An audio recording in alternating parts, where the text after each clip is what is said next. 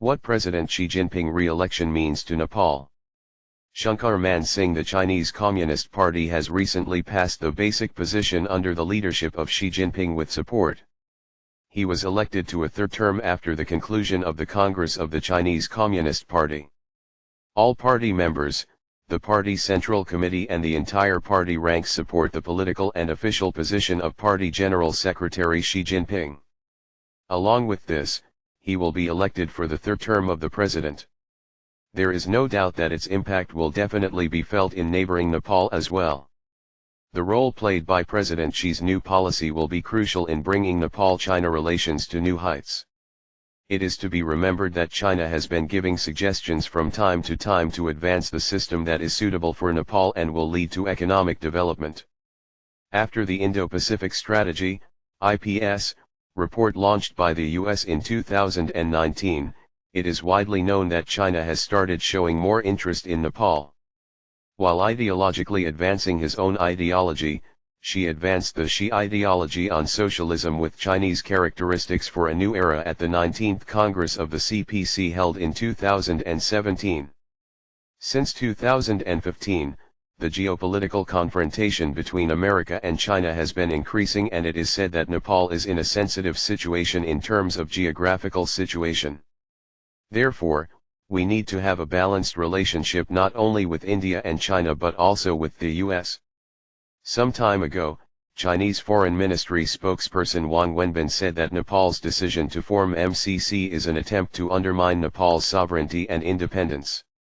We are strong supporters of freedom of speech and open debate based on facts. Our views on the MCC are the same, he said, but the idea of violence or incitement to violence is not acceptable. On the same day, China also protested that the US had done forced diplomacy in Nepal. The Chinese were already active in Nepal regarding the MCC. China's interest in the MCC project, which has been started in Nepal, has increased after the decision to make the MCC a part of the Indo-Pacific Military Strategy, IPS, in 2017. It seems that China is more aware of the economic assistance and security of Nepal because of the interests of the US in Tibet, China's autonomous region bordering with Nepal in the north. It has only become more popular in recent days. According to diplomatic experts, the change in the balance of power in the world is related to the recent conflict between China and the US.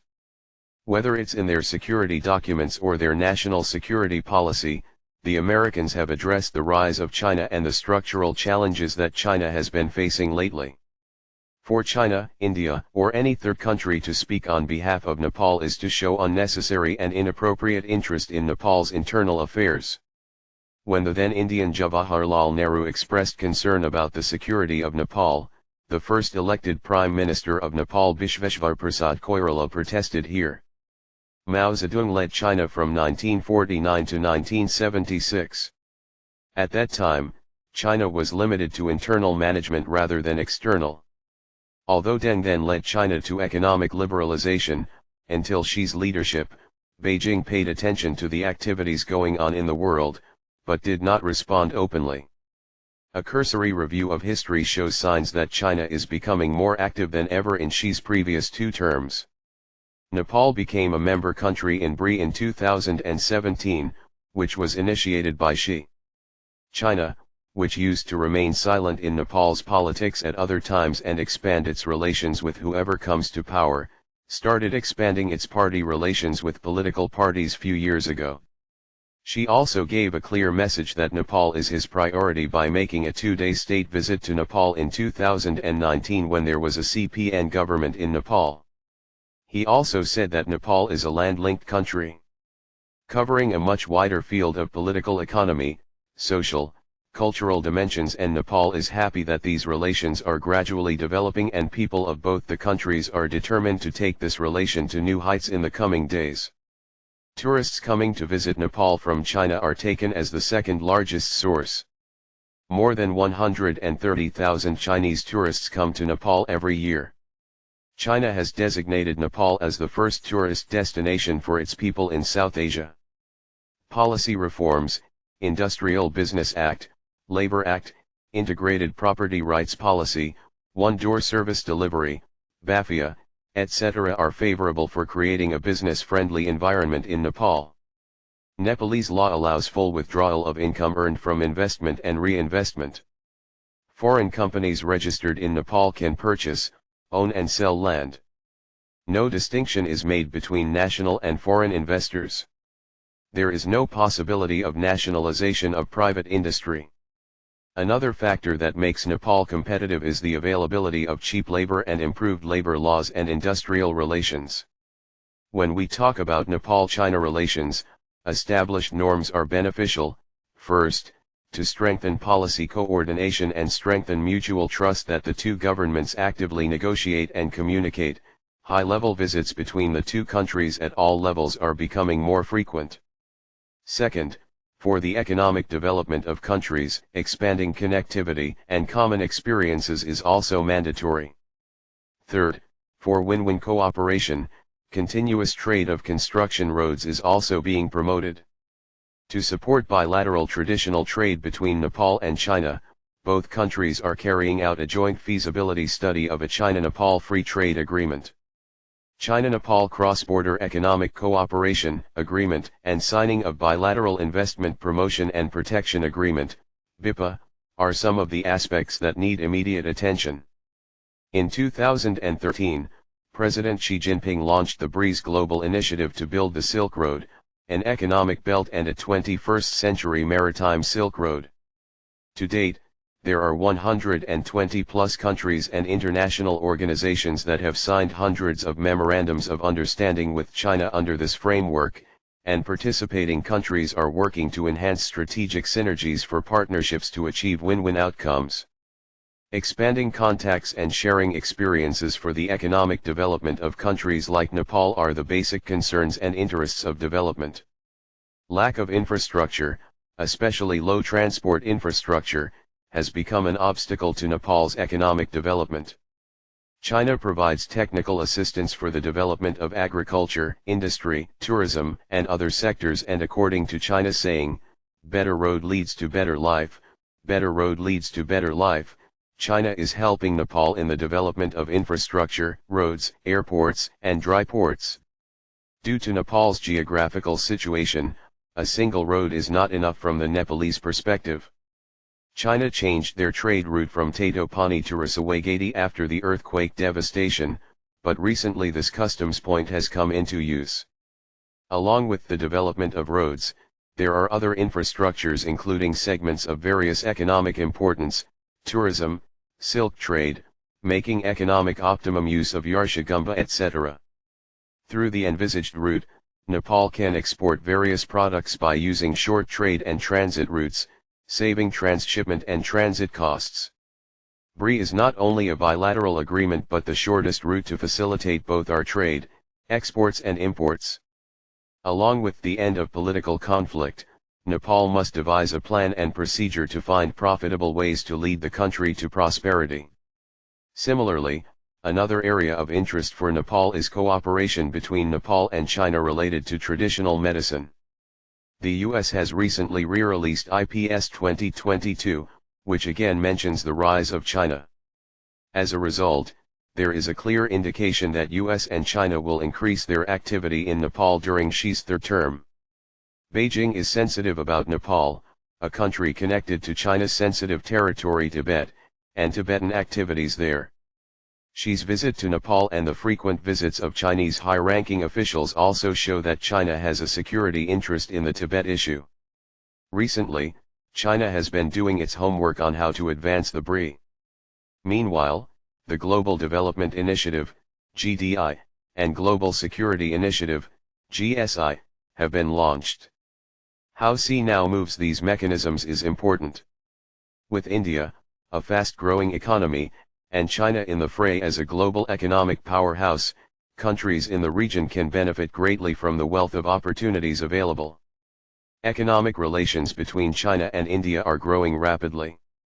In this context, some kind of tripartite arrangement between Nepal, India, and China can create a win-win situation. In the past, there was a heated debate in Nepal about the proposed transit route to connect China and India through Nepal. The government had studied the feasibility of the transit route. It points to the fact that the economic activity between India and China will take a leap with the transit route through Nepal. Further, this transit route can be extended to Pakistan via Mongla port in Bangladesh. The transit route will open up new avenues of cooperation in the entire South Asian region. Nepal believed that this route would improve the economic relations of the South Asian region as well as the ASEAN region along with the Asian Highway. International initiatives related to trade facilitation and investment promotion can help create jobs, increase income, and improve trade within the region. More importantly, opportunities in terms of cooperation and collaboration for economic development in the institutionalized Federal Democratic Republic of Nepal are abundant. SAARC countries should take into account the developments in their neighborhood. China has become an example in the measurement of productivity, efficiency, and operations. China's production cost is 5 times lower than many others. The shipping cost is also about 1/10. Chinese wages are 3% of Japan's, and especially in China there is no minimum wage. Nepal can learn from the Chinese experience for the improvement of the SAARC region. In the past, Western China including Tibet remained at the center of development efforts.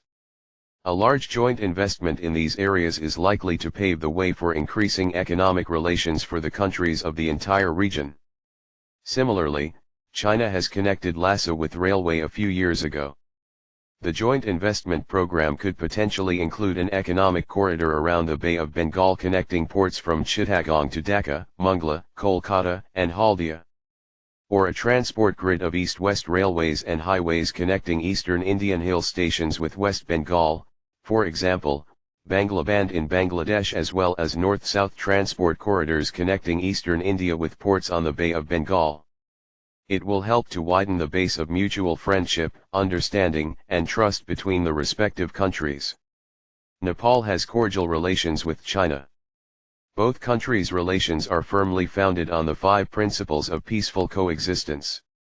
Nepal has continued to adhere to the One China policy, which is at the core of Nepal's China policy, while China respects Nepal's sovereignty and territorial integrity, and the main reason for bilateral relationship is that both enjoys very good relations. Connectivity is still very important for a country like Nepal.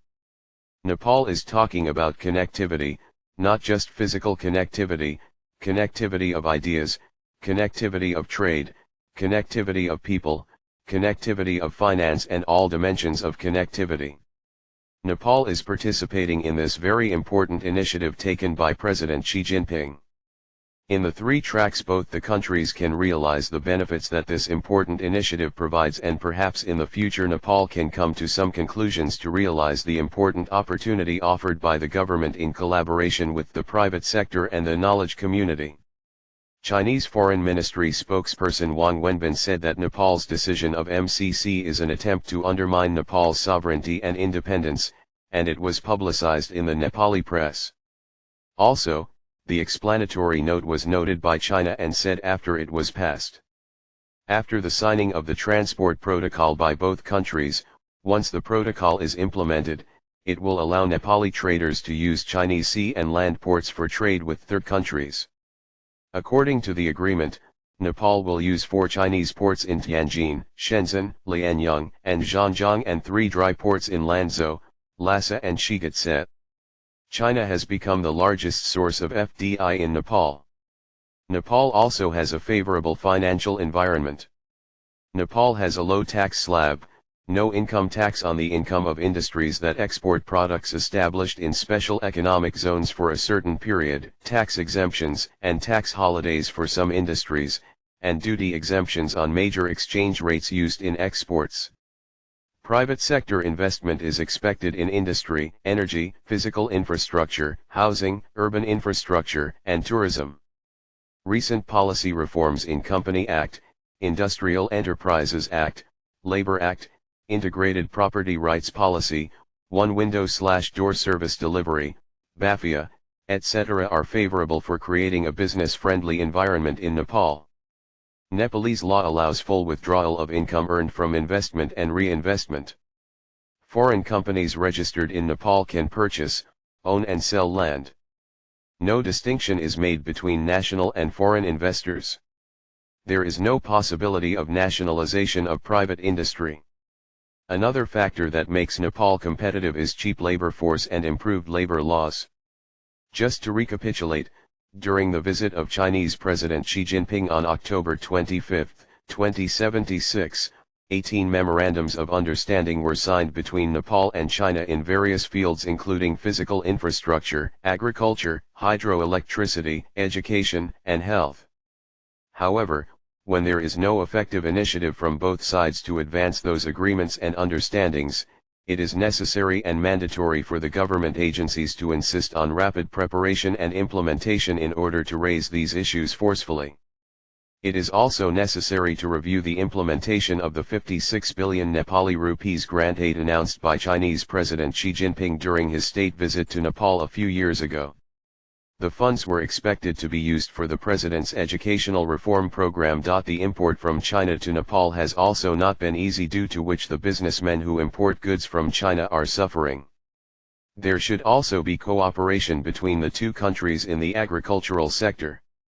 It is expected to broaden the base of mutual friendship, understanding, and trust between the two countries in the coming days.